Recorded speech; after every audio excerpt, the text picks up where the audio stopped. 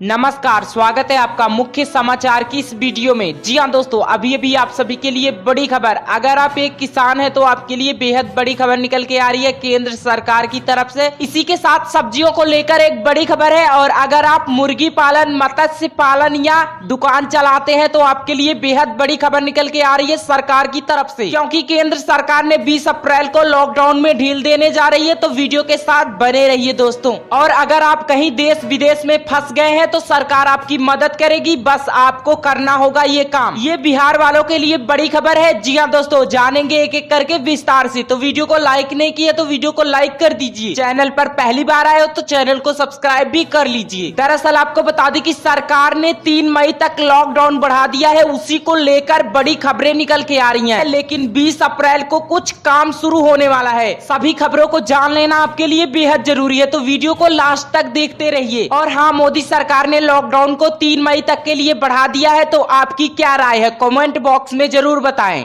पहली बड़ी खबर, लॉकडाउन के बीच नीतीश सरकार ने दूसरे राज्यों में फंसे बिहार के 7.25 लाख श्रमिकों के खाते में भेजे 1,000 रुपए। आपको नहीं मिला तो करे आवेदन। जी हाँ, आपको बता दें कि लॉकडाउन में दूसरे राज्यों में फंसे बिहार के 7.25 लाख श्रमिकों के खाते में 1,000 रुपए की राशि भेजी गई है। इनमें सबसे अधिक 1,30,000 दिल्ली तो 96,000 लाभार्थी हरियाणा में अभी हैं। मुख्यमंत्री नीतीश कुमार के निर्देश पर इन श्रमिकों को 1,000 उनके खाते में दिया जा रहा है, ताकि लॉकडाउन में उन्हें राहत मिल सके। इसके अलावा संबंधित राज्य सरकारें भी संपर्क कर ऐसे श्रमिकों को राशन समेत अन्य जरूरी सहायता मुहैया करा रही हैं। मुख्यमंत्री नीतीश कुमार खुद इस पूरे काम की मॉनिटरिंग कर रहे हैं। उन्होंने इस कार्य की तेजी पर प्रशासन भी जाहिर है। दूसरे राज्यों में फंसे बिहार के श्रमिकों द्वारा अब तक 13,26,000 से अधिक आवेदन मिल चुके हैं। जरूरतमंदों के और आवेदन अभी मिल रहे हैं। सभी प्राप्त आवेदनों का शीघ्र निष्पादन किया जाएगा। लॉकडाउन के कारण देश के विभिन्न हिस्सों में फंसे बिहार के मजदूर, बिहार सरकार ने लिया फैसला।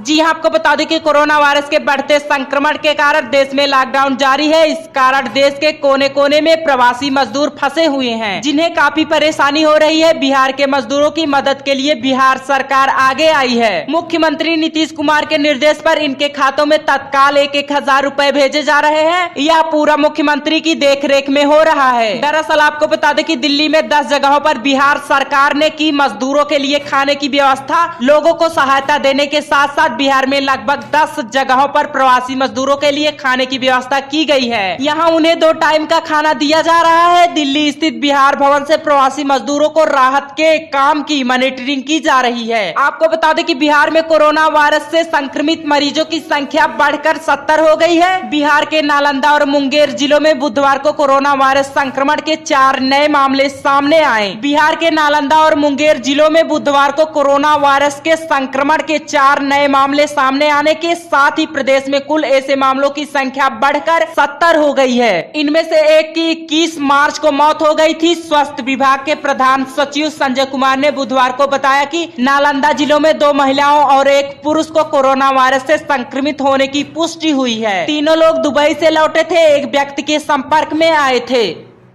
वहीं अगली बड़ी खबर, लॉकडाउन में ढील, मुर्गी पालन, मछली पालन जैसे कारोबार 20 अप्रैल से होंगे शुरू। जी हां, आपको बता दें कि गृह मंत्रालय ने बुधवार को इसके बारे में विस्तृत निर्देश जारी किए हैं। सरकार 20 अप्रैल से देश के कुछ इलाकों में लॉकडाउन में ढील देने जा रही है। कृषि, मत्स्य पालन इंडस्ट्री के कई काम काज को शुरू करने की इजाजत होगी। यह उसी इलाके में होगा जहाँ कोरोना पर अंकुश है और लोग लॉकडाउन का सख्ती से पालन कर रहे हैं। सरकार ने अनुशासन वाले इलाकों में लॉकडाउन में का निर्णय लिया। 20 अप्रैल से कई तरह के जारी कारोबार शुरू किए जाएंगे। इसमें कृषि, मछली एवं मुर्गी पालन जैसे कारोबार शामिल हैं। सरकार ने इसके बारे में विस्तृत निर्देश बुधवार को जारी किए हैं। दरअसल आपको बता दें कि सरकार 20 अप्रैल से देश के कुछ इलाकों में लॉकडाउन में ढील देने जा रही है। पीएम मोदी ने मंगलवार को अपने संबोधन में इसका ऐलान भी किया था। गृह मंत्रालय ने बुधवार को इसके बारे में विस्तृत निर्देश जारी किए हैं। इस निर्देश में कहा गया है कि इन गतिविधियों में ढील देने के साथ ही राज्य सरकारों को यह सुनिश्चित करना होगा। गृह मंत्रालय ने बुधवार को इसके बारे में विस्तृत निर्देश जारी किए हैं। इस निर्देश में कहा गया है कि इन गतिविधियों में ढील देने के साथ ही राज्य सरकारों को यह सुनिश्चित करना होगा कि सभी दफ्तरों और व्यावसायिक केंद्रों पर सोशल डिस्टेंसिंग का सख्ती से पालन होगा। साथ ही उन इलाकों में यह कारोबार चालू नहीं होंगे जिन्हें कोरोना संक्रमण वाला या हॉट स्पॉट घोषित किया गया है। कृषि कारोबार में होगी इस तरह की छूट। जी हाँ, आपको बता दें कि गृह मंत्रालय के निर्देश के मुताबिक कृषि से जुड़े सभी तरह के कारोबार पूरी तरह से खोलने की इजाजत है। कृषि मंडियों में भी व्यापार शुरू किया जाएगा। किसान खेतों में जाकर कटाई जैसे काम कर सकेंगे। कृषि पैदावार की खरीद और एमएसपी से जुड़ी एजेंसियां अपना काम कर सकेंगी। कृषि उत्पादन मंडियों में कामकाज होगा। इसी तरह खाद, कीटनाशक, कृषि मशीनरी एवं उनके पार्ट आदि की बिक्री होगी। मछली पालन का कारोबार चलेगा। जी हाँ, आपको बता दें कि गृह मंत्रालय के निर्देश के मुताबिक मछली पालन, उसकी पैकेजिंग एवं वितरण, बिक्री, कोल्ड स्टोरेज से जुड़े समूचे कारोबार को इन इलाकों में चालू किया जाएगा। इसी तरह चाय, कॉफी, रबर आदि प्लांटेशन का काम भी शुरू किया जा सकेगा। दूध का संग्रह और वितरण प्रोसेसिंग कार्य भी चालू रहेगा। पोल्ट्री कारोबार भी शुरू होगा। जी हाँ, आपको बता दें कि इसी तरह मुर्गी पालन, पशुपालन, गौशालाएं एवं पशुओं की चारा बिक्री, खरीदने के कारोबार भी चालू रहेंगे। गौरतलब है कि 25 मार्च से देश भर में जारी लॉकडाउन की वजह से सभी तरह के काम धंधे बंद है। इससे अर्थव्यवस्था को भारी नुकसान हो रहा है। अब यह लॉकडाउन 3 मई तक का बढ़ा दिया गया है। सरकार ने इसी वजह से कुछ कारोबार में ढील देने का निर्णय लिया है।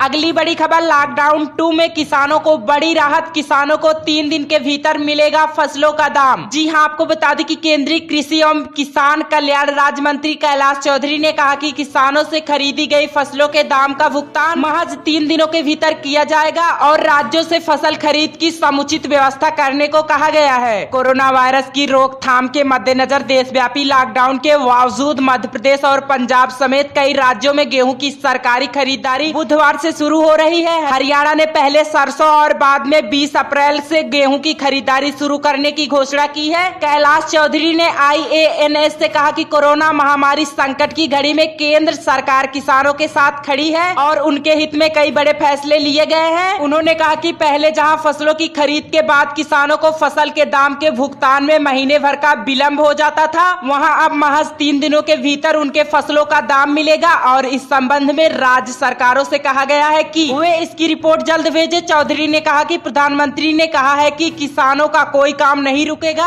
और लॉकडाउन के दौरान किसानों से जुड़े तमाम काम चालू रहेंगे। उन्होंने आगे कहा कि रबी फसलों की खरीदारी सुचारू ढंग से चलने के लिए सरकार ने राज्यों से कहा है कि वे पंचायत स्तर पर भी फसल की खरीदारी की व्यवस्था करें और जिस एजेंसी से खरीद करवाना चाहे करवाएं, मगर सामाजिक दूरी के निर्देश का पालन करें, क्योंकि कोरोना वायरस के संक्रमण को रोकने के लिए यह जरूरी है। उन्होंने कहा कि किसानों को अपनी फसल बेचने में कोई दिक्कत ना हो, इसके लिए केंद्र सरकार ने चना और सरसों की खरीदारी रोजाना लिमिट 25 क्विंटल से बढ़कर 40 क्विंटल कर दी है। मतलब जहां एक किसान से पहले एक दिन में 25 क्विंटल की खरीदारी की जाती थी, वहां अब 40 क्विंटल तक कर दी गई है। अगली बड़ी खबर, पीएफ खाते से रकम निकालने के नियम में हुआ बदलाव, आपको करना होगा ये काम। जी हां, आपको बता दें कि कोरोना वायरस महामारी के मद्देनजर देश में 3 मई तक का लॉकडाउन बढ़ा दिया गया है। ऐसे में आपको पैसे की जरूरत है तो आप अपने प्रोविडेंट फंड पीएफ खाते से निकासी कर सकते हैं। ईपीएफओ अंशधारक अपनी बचत का 75% या अधिकतम 3 महीने के मूल वेतन और महंगाई भत्ते को अपने पीएफ खाते से निकाल सकते हैं। ईपीएफओ में यह बदलाव, हालांकि ईपीएफओ ने निकासी को लेकर कुछ बदलाव किए हैं, जिसमें जन्म तिथि से लेकर खाता नंबर तक शामिल है। आपको क्लेम फाइल करते समय अब पूरा अकाउंट नंबर फॉर्म में डालना होगा, जबकि पहले बैंक खाते के अंतिम 4 अंक ही खाते में वेरीफाई करने के लिए भरने पड़ते थे। जन्म तिथि को सुधारने के नियम में भी बदलाव। दरअसल आपको बता दें कि जो नौकरी पेशा पीएफ में कंट्रीब्यूशन करते हैं, उनको एपीएफओ ने रिकॉर्ड में अपनी जन्म तिथि को सुधारने की सुविधा दे दी है। हालांकि यह शर्त है, ईपीएफओ के क्षेत्रीय कार्यालयों को दिए गए निर्देश के मुताबिक कोई भी पीएफ सदस्य अपनी जन्म तिथि बदलाव कर सकता है, लेकिन आधार कार्ड और पीएफ खाते में दर्ज तिथि में 3 साल का ही अंतर होना चाहिए। 72 घंटे में खाते में आ जाएंगे पैसे। जी हां, आपको बता दें कि कर्मचारी भविष्य निधि दावों के लिए विशेष कोरोना वायरस निकासी योजना के तहत प्राथमिकता से काम किया जा रहा है। ईपीएफओ के अनुसार कोविड-19 के तहत ऑनलाइन दावों पर ऑटो मोड क्लेम सेटल किए जा रहे हैं और सिर्फ 72 घंटों में पैसे आपके खाते में आ जाएंगे। नए महामारी प्रावधान के अलावा EPFO ने ग्राहकों को वर्तमान में घर निर्माण, शादी, बच्चों की शिक्षा, बीमारी और बेरोजगार को वापस लेने की अनुमति दी है।